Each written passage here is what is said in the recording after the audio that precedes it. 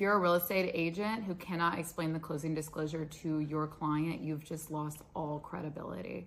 We're going to go through a closing disclosure for the buyer's side, line by line, as if you're sitting at my closing table. I'm Olivia Byers. I'm a real estate attorney in New Orleans for Title Stream.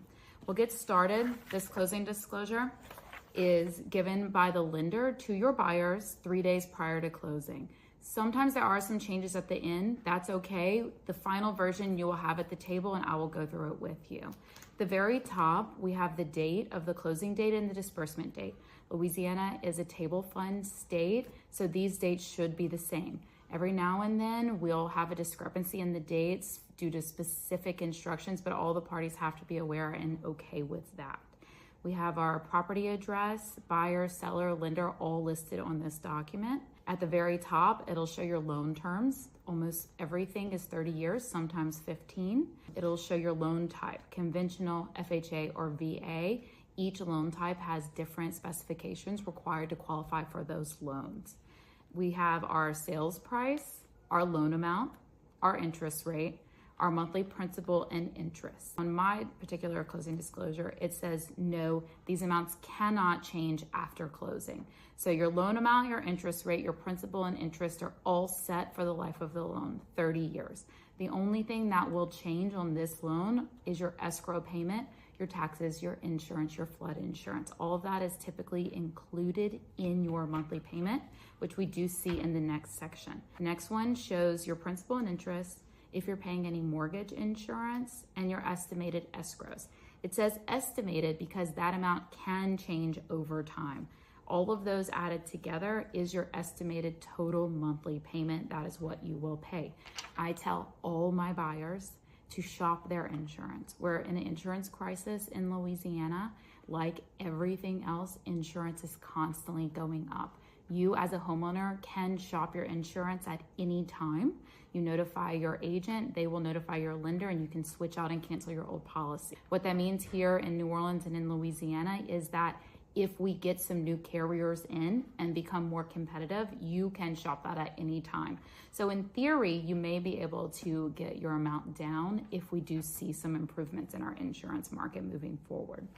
Down here, it shows what your estimated taxes, insurance, and assessments. This one that I'm looking at is a condo. It has condo dues. Those are not included in my monthly payment that we're discussing. You will be paying your condo dues and any HOA dues outside of your monthly payment. So something to keep in mind, some additional costs there.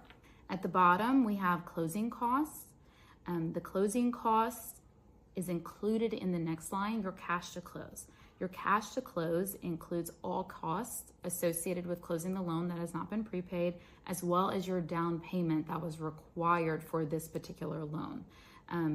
Some people think that these numbers are separate figures, but the closing costs are included in your cash to close, and that number is broken down on page 3 of your disclosure, which we will get to in a minute.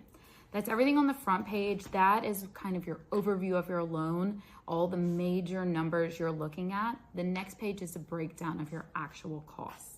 Page 2 of the closing disclosure breaks down all of the fees that you're paying on your closing day. Section A and Section B are your loan costs, the charges that your lender is paying, the cost to get the loan. Typical costs, closing fee, processing fee, appraisal fees, underwriting fees, things like that. Section C is your title fees. These are the fees that we charge to ensure the transaction, to clear the title, to draft all the paperwork, and actually conduct the closing. Section farther down, other costs. This is where your taxes, your prepaids, things like that. We're collecting your recording charges. These are the charges to record your sale and your mortgage in the land records of the clerk of court, the actual costs that the courthouse charges to record your documents on the day of closing. Farther down, we are collecting a full year of insurance, homeowner's insurance. Lender requires that be prepaid at closing. You will always pay your homeowner's insurance the year in advance, so that way the lender is protected. You're also protected, but the lender is who is requiring that that's prepaid today.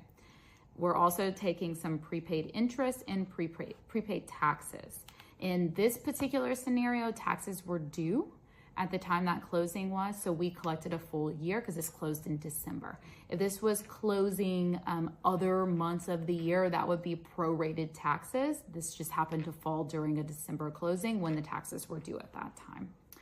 In your initial escrow payments, you're going to typically collect 3 months of insurance premium, 4 months of taxes. The taxes amount will depend on what time of year you are buying. The lender will always be about 3 months ahead on the escrows, so that way they have enough money in the escrow account to pay your taxes and your insurance. One question I get asked a lot is, why am I paying an entire year of insurance and then 3 more months of insurance? So you're essentially 15 months ahead on your insurance at all times. And the reason is, 1, because the lender wants it that way, but 2, it's because you're going to close today, and today is February the 20th. Your first payment won't be due until April 1st. So you'll have a full month and a half before you ever make a first payment. Your escrows are going to be due a year from closing. So the lender needs that money in there to make sure that there's enough money on the day that that insurance is due. Typically, the insurance will also be paid a couple weeks to a month before it's due to make sure you have no lapses in coverage. So this is the number that lenders have decided they need to make sure that your escrow balance is correct at the time that the bills are due. You really only ever catch up when you pay off your loan or sell your house. Additionally, your owner's title insurance is being collected. This is to make sure that your ownership to the property is insured and protected. Okay, that's all the costs on page 2. Page 3 of the disclosure breaks down again all of those closing costs on the first page. So at the top, we're going to show any adjustments for items paid by the seller in advance. Again, this would be a condo association, homeowners association, and if you're buying in Orleans Parish, it will be your property taxes. Orleans Parish is the only parish in the state of Louisiana that prepays their taxes. So if you are buying in New Orleans, the taxes should have already been paid for the year by your seller. You are going to pay back that seller from the date of closing through the end of the year. In every other parish, it works the opposite. The seller's credit will actually be down at the bottom, where they are giving you credit for the taxes for the portion of the year that's already passed, at which case your lender will pay that entire bill in December because you've already received that credit from the seller there. Additionally, listed here, your deposit that you applied and that you paid for at the beginning of the process, the total loan amount, any seller credits that were negotiated as part of your closing. Again, down here, we would have seller credit for taxes, like I just discussed. If we add all those together and subtract out the credits, that shows your total cash to close at the bottom, which again, that number is carried over onto that front disclosure there.